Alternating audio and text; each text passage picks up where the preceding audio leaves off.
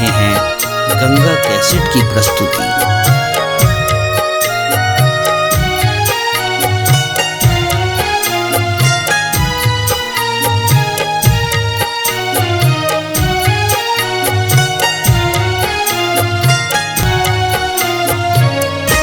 लिहती जन्म भैनी तोहरा लभरिया रोवेला काहे जाए के बे माई रोवे अंगना तू त रोवेला दुआरिया ससुरवा काहे जाए के बे लिहते जन्म भैनी तोहरा लभरिया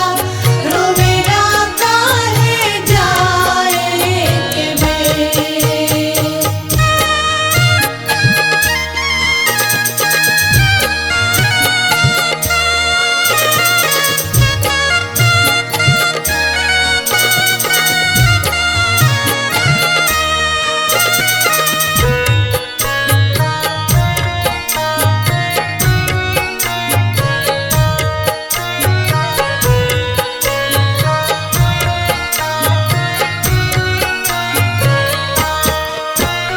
लिहनी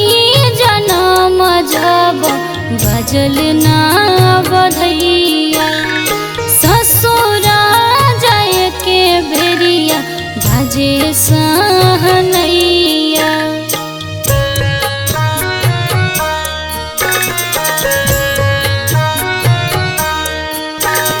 लिहनी जनम जब बजल ना बधैया ससुरा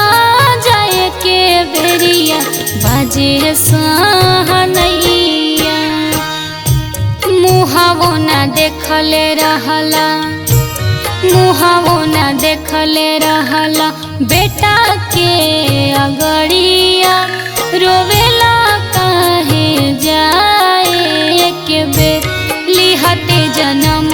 भैनी तोहरा लभरिया रोवेला काहे जाए के बेर लिहते जन्म भैनी तोहरा लभरिया रोवेला काहे जाए के बे।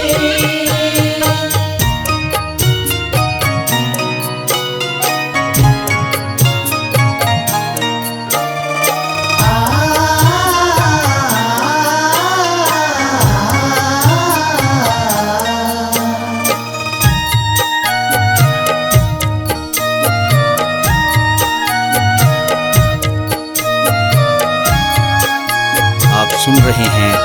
गंगा कैसेट की प्रस्तुति।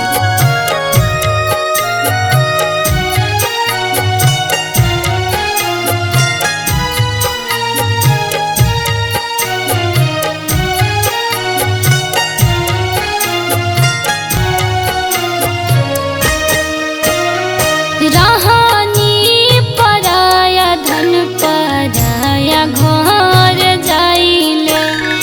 तब काहे पापा इतना आंसू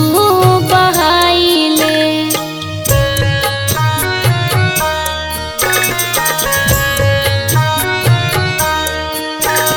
रहनी पराया धन पराया घर जाइले तब काहे पापा इतना आंसू बहाइले बबलू बेदर्दी कहे बेटी प्रियंशु के जाते घर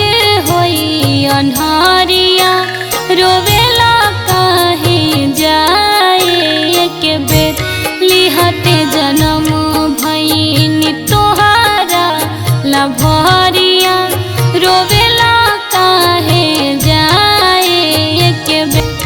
लिहते जन्म भैनी तोहरा लभरिया रोवेला काहे जाए के बे। लिहते जन्म भैनी लिहते जन्म भैनी तोहरा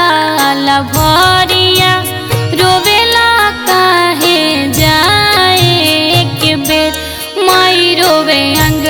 तू त रोवेला दुआरिया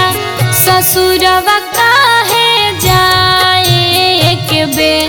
लिहत जनम भैनी तोहरा